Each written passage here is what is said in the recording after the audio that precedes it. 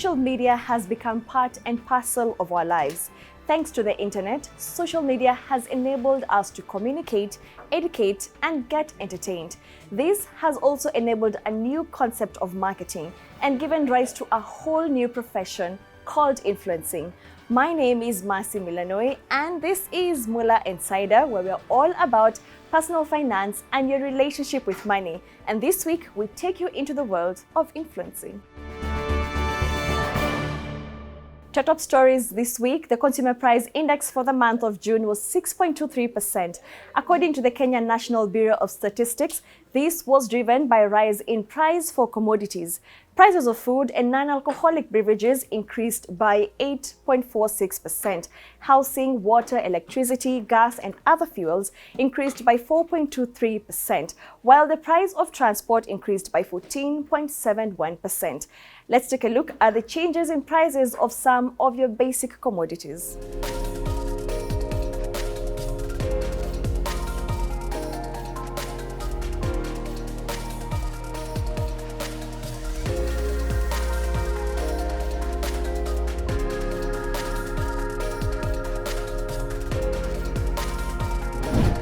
Now, this week we had World Social Media Day on 30th of June 2021. World Social Media Day was launched by Mashable, an entertainment multimedia platform, on June 30th, 2010.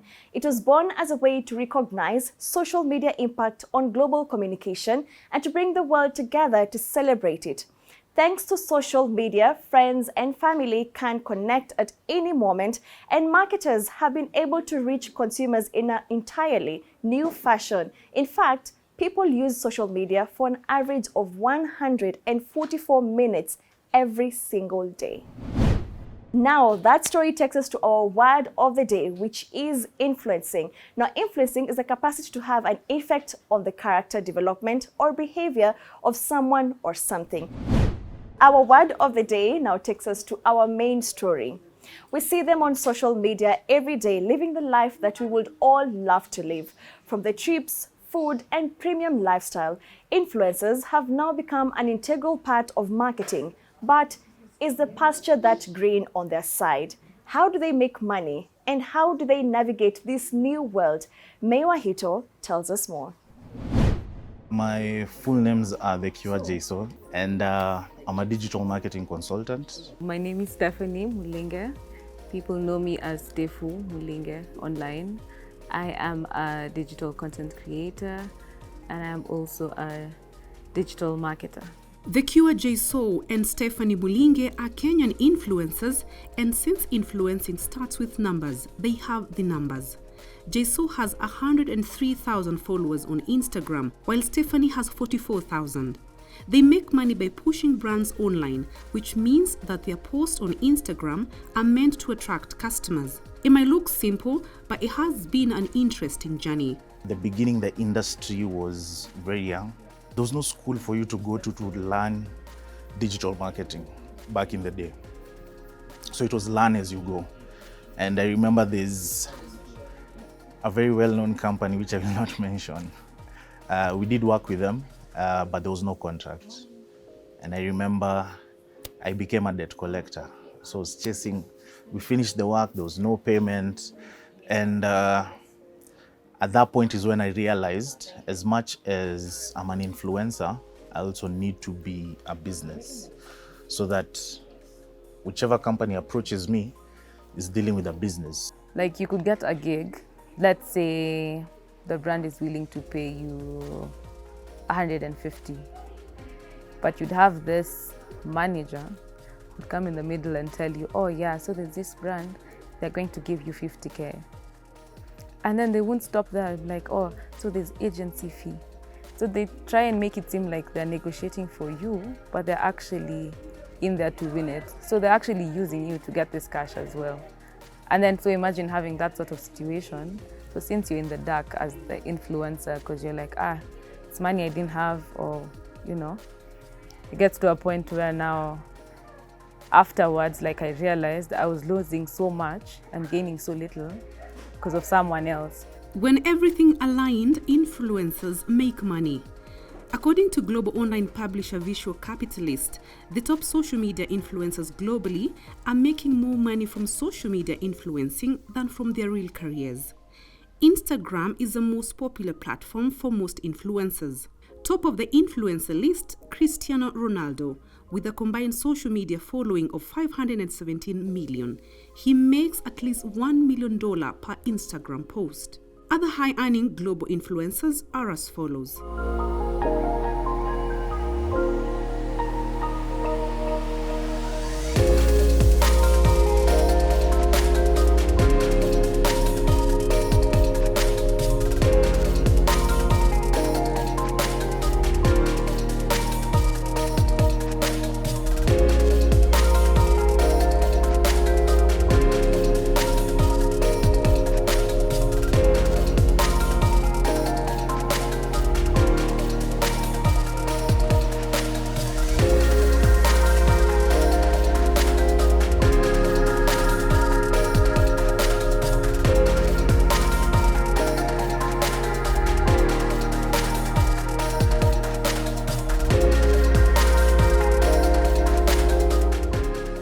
Kenya, research by Geopol recently published a report of the top influencers from a survey where respondents were asked to name their favorite influencers from the top of their memories. The top 5 includes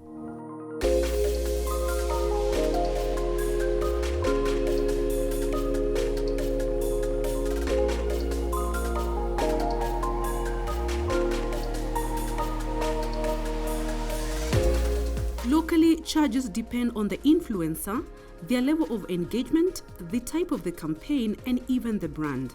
However, an Instagram post could range between 50,000 shillings up to 200,000 shillings for social media influencers with a fan base of over 40,000. Social media influencers make money by collaborating with different brands that relate with their audiences. They advertise brands and act as brand ambassadors.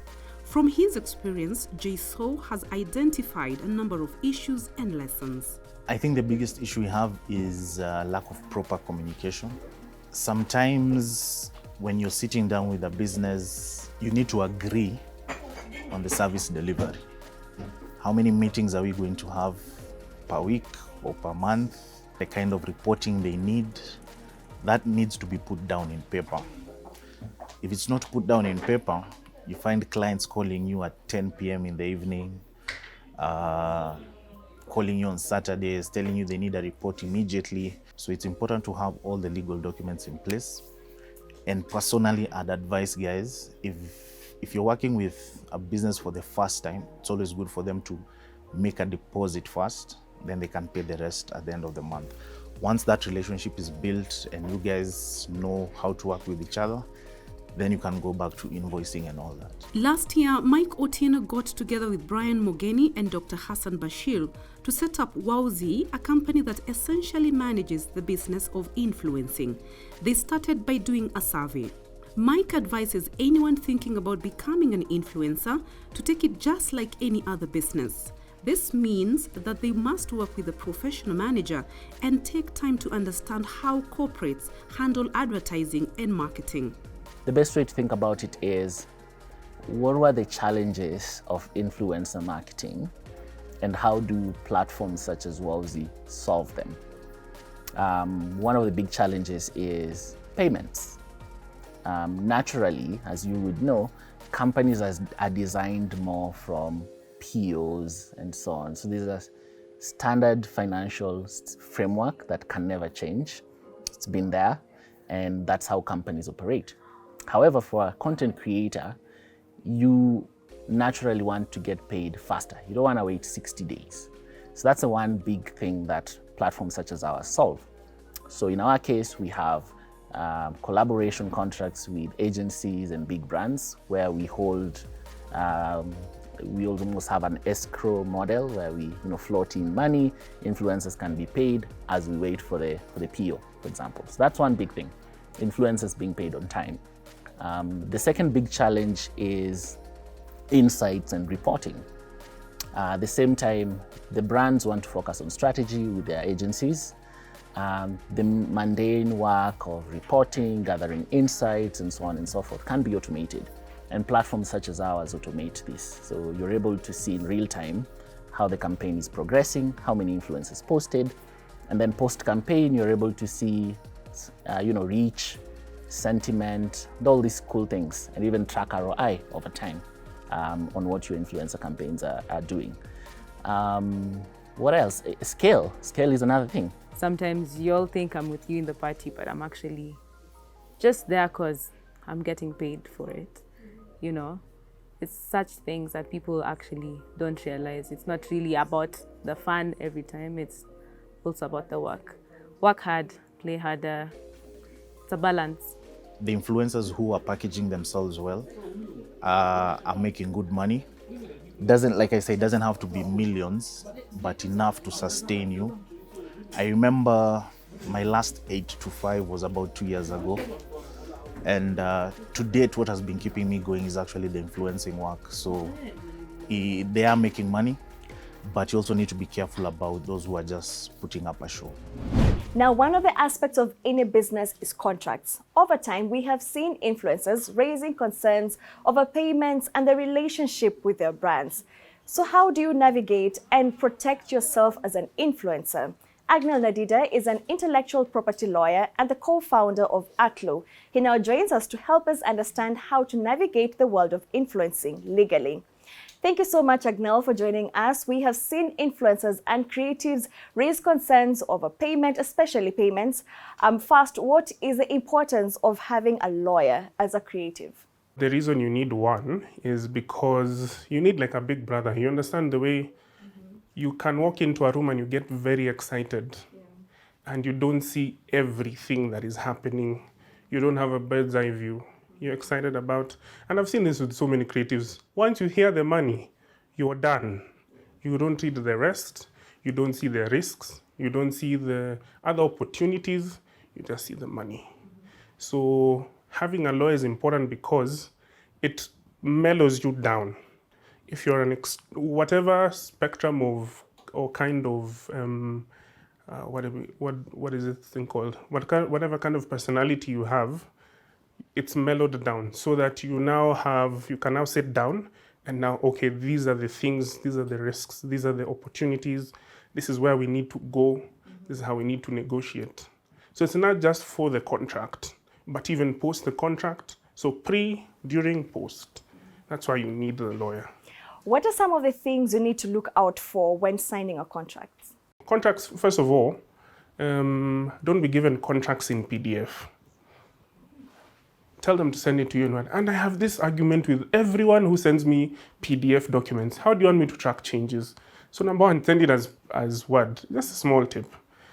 Number two, the things that you need to look at, first of all, job description. So you see, you're told, come and influence for us. We want you to market Blue Band. But you're not told there are finer print details to it.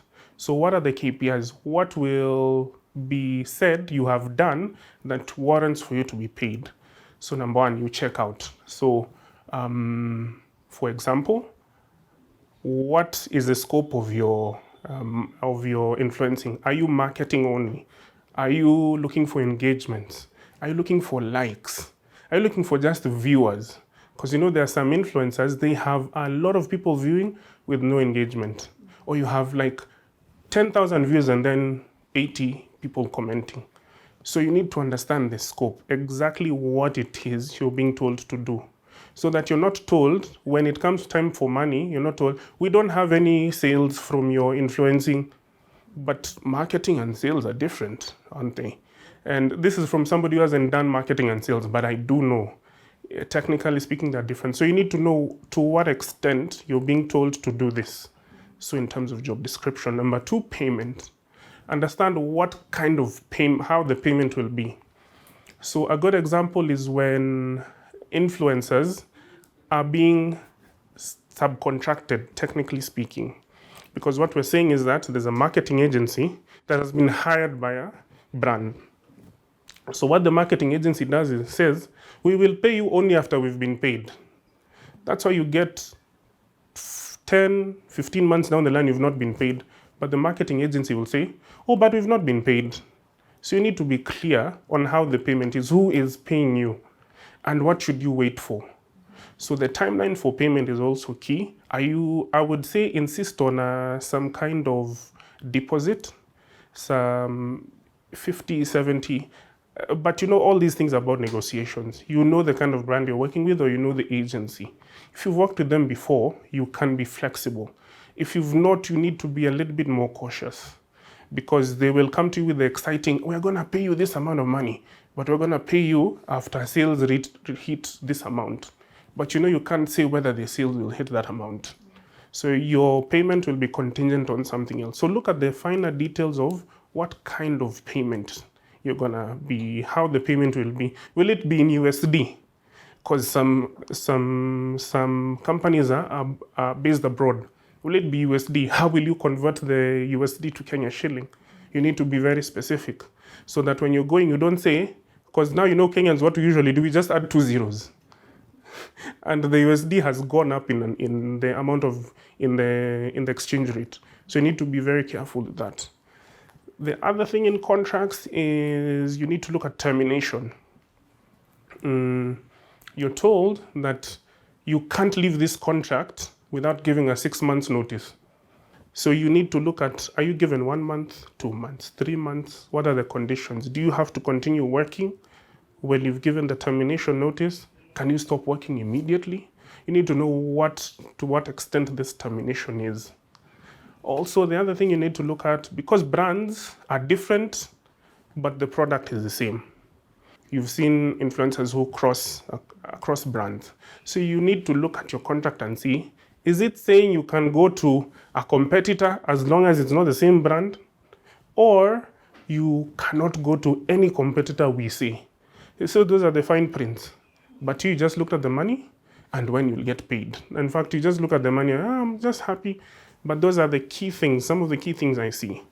Now, especially now during the pandemic, we have seen companies scaling down and even telling influencers that we don't have work, so we can't pay. And of course, there are normally those things that are out of our control that are included in contracts. How, as an influencer, do you navigate this? And also, in case of dispute resolution, how do you go about it? Beforehand, we just used to say, you've heard of this force majeure. Yeah. Force majeure means something out of your control in a very basic sense. So we used to put government upheaval, government sanctions, whatever, social unrest. Now there's a pandemic. Now you see, in some contracts, they didn't have pandemic, but they went on. So the influencer is asking for work, but the brand is telling you, there's a pandemic. So you need to be sure about those force majeure being at the very end of that conversation. Also, because you're working with international brands, you need to look at where, in terms of if you have a problem in the contract, if you have a dispute resolution. Because there's some, it's in China. So you'll panda a plane and go to China to court in China.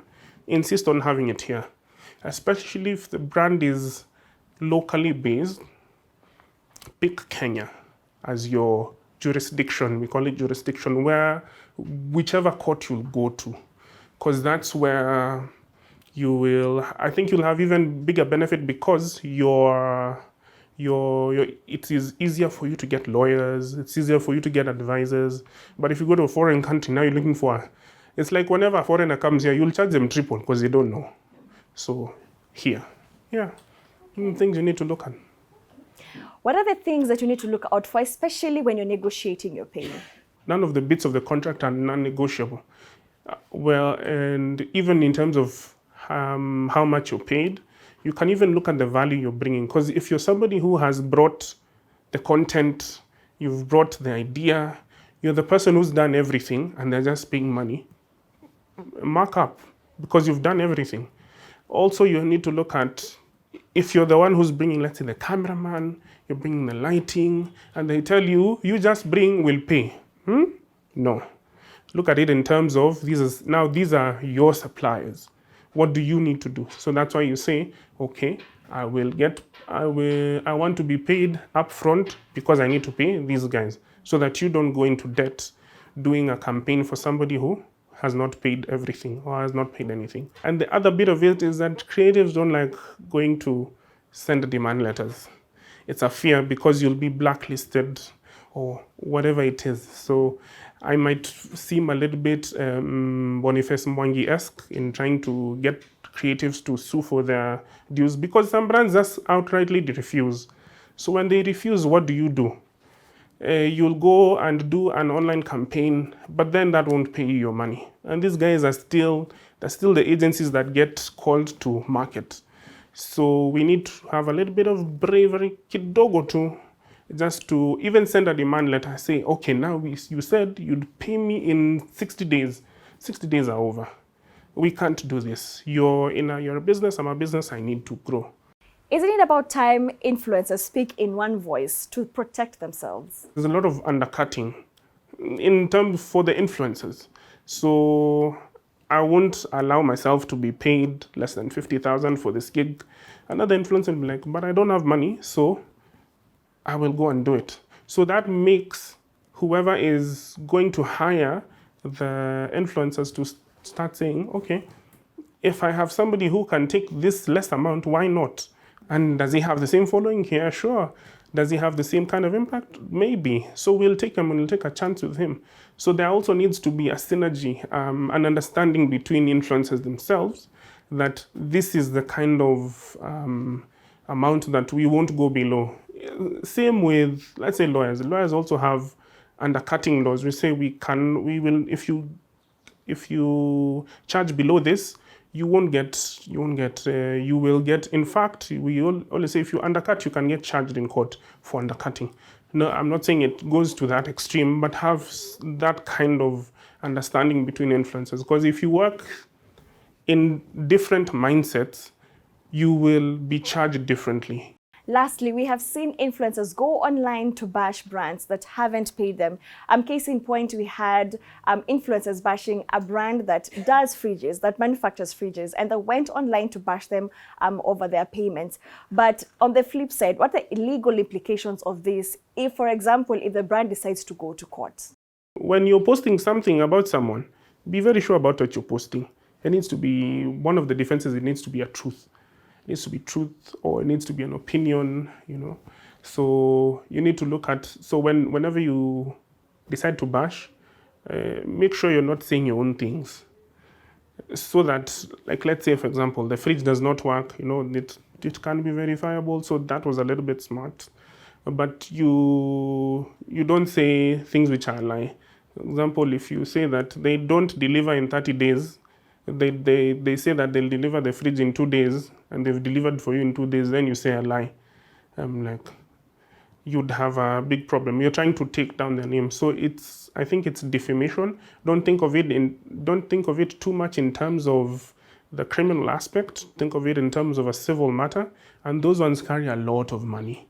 So be a little bit sure about what you're doing, because of course, when an agency decides to take you on, and they have a lawyer and you don't, it's those things for a doctor can't treat themselves. So you think until you get there, you get to court, then you realize, oh my God. So the damages, and they can auction you if they win. And the other thing is that you'll stay in court for another 5 years. So who wants to be worried about court every other month? Or every 6 months, you're like, oh God, I need to go to court again because of something silly I said. Well, thank you so much, Agnel, for those insightful points as far as protecting yourself legally. And of course, my takeout is to never receive legal documents in PDF. Well, you are watching Moolah Insider. And remember, if you haven't watched our previous episodes, be sure to log on to www.moolah.co.ke and of course, interact with us on our social media pages. This week on Pursuits, we tell you the story of Paul Kihuha, aka Protisa, on how he used his creativity and basic skills to be a force in the film industry. Let's take a look.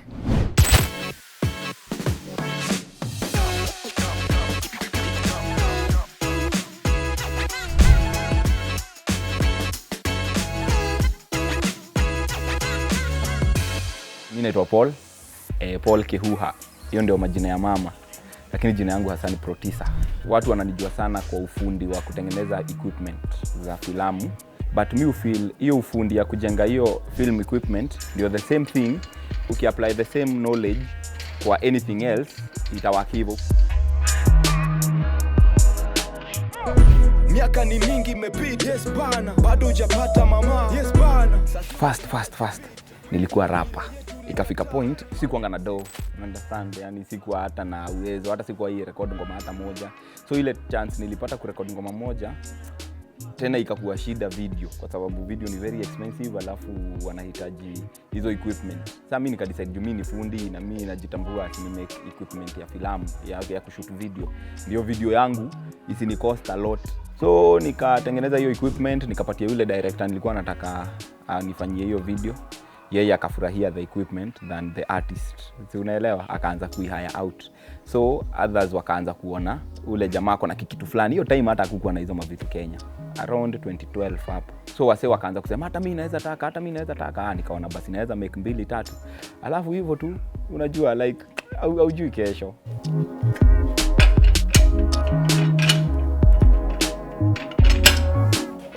Bado wewe ni mwanafunzi, wacha kudhani umepata ujuzi. Mimi hutumia hii chuma ya kawaida yenye mtu anatengeneza nayo mlango, unakuta mimi ndio natengeneza nayo crane, lakini unapata the only difference between equipment yangu na ya nje, yangu inaweza live longer, but hizi zingine zote ni same. Unaweza weka kamera heavy but uchange COG, ukivuta hii side inakuwa heavier, stand imebaki na the same weight, and with hivyo ina work easier. Biashara yangu tunaget si do. Mimi sijawahi chukua loan. Isipokuwa tule kama mshwari hivi, unajua hiyo ile do ya leo, but sijawahi enda kwa bank kuitisha loan ndio ni boost biashara yangu. My first job kabisa yenye mimi appreciate, nililipwa 3500. Jamaa fulani akanipigia, akaniambia yo kesho niko na shoot nataka doli. Sikuwa na doli hiyo time. Nikashikanisha mavitu nini. Tukaenda doni, kwanza nilibeba na matatu. So venye tulimaliza shoot, tukaenda na yeye kwa bank. Akatoa 5k akanipatia 3500. Mimi mpaka nilikuwa nasikia kuachanisha hiyo doli huko. Si unaelewa, kwa sababu hiyo ndio ilikuwa my first 3500 kwa a day. Sikuwa najua huku mbele a day utakam kumake do zingine mingi, hata kama si kila siku. Si once nimeuza equipment worth labda 900,000, 500,000, 300,000, 1 million.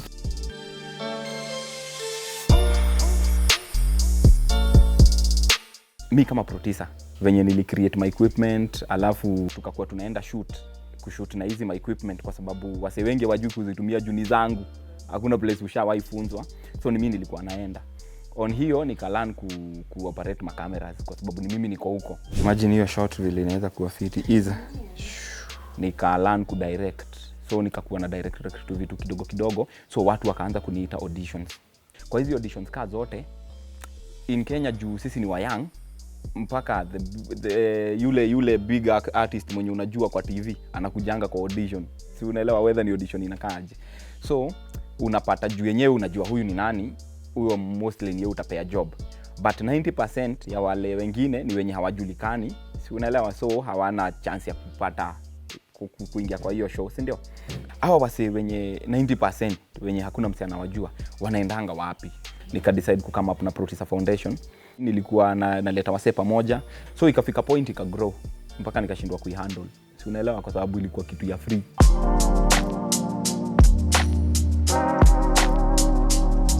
Sahiji ya history ya COVID, job ya yetu ya production, unajua hiyo ni kitu public, so imeenda chini kiasi. Venye niliona nimekaa sana home, si unaelewa, sina anything ya kudu, nikaanza ka project fulani kanaitwa Nairobi Rescue Team. Ni based on mavijana fulani. Niko na mavijana fulani nimekuwa nikimenta na kuangana kitu inaitwa Producer Foundation. Ni wase wa deadly sana, wanaruka sana, yani like ni ma acrobat dancer. So Nairobi Rescue Team iko inspired from activities Manolo wanadu. Si unaelewa? Ala sasa ni story yangu na mimi na shoot, mimi na edit. Juu sichukulika kazi, though mimi si editor, mimi si camera person, unaelewa? But kwa sasa ni mimi na do everything. Shule nimesoma miaka mingi sana, kwa sababu nimesoma class 1 mpaka class 8. So nilienda class 1, nika repeat class 1, nikaenda mpaka class 8. Hiyo ni miaka 9. juu 8 alafu kurepeat class 1 alafu sikumaliza class 8, so mi sikupewa certificate ya KCPE.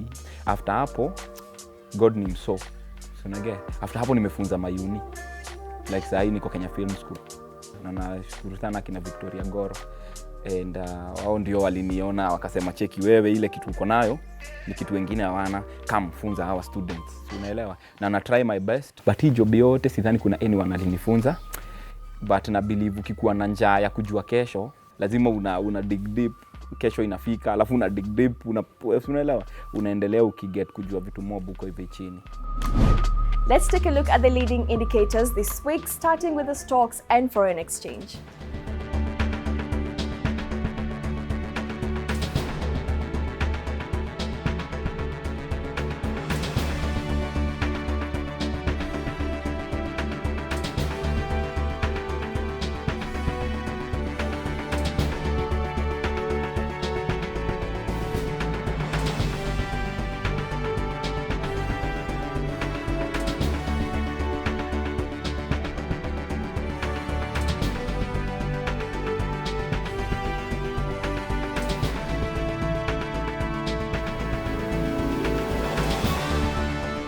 Let's take a look at the prices of the basic commodities across major supermarkets.